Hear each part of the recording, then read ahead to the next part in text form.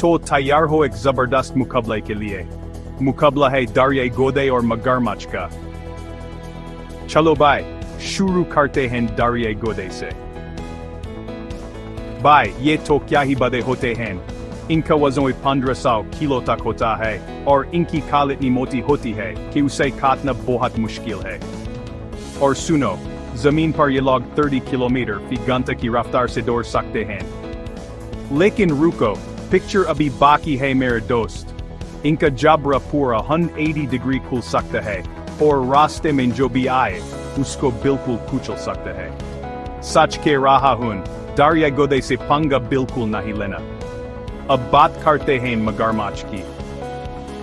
ये मगरमच्छ बहुत ही पुराने जमाने के जानवर हैं और गात लगाकर शिकार करने के माहिर हैं। अपने ताकतवर जबड़ों और तेज दांतों से ये पलक झपकते ही शिकार को दबोच लेते हैं।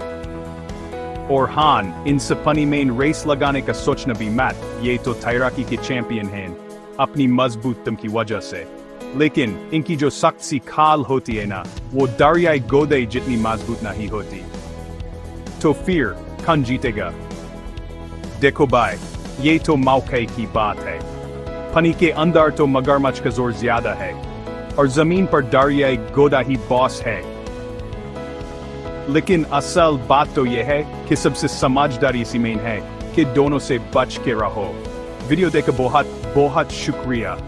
अगर आपको ये वीडियो पसंद आई तो लाइक जरूर करना और चैनल को सब्सक्राइब भी कर लेना ताकि और भी ऐसे मजेदार जानवरों के मुकाबले देख सको।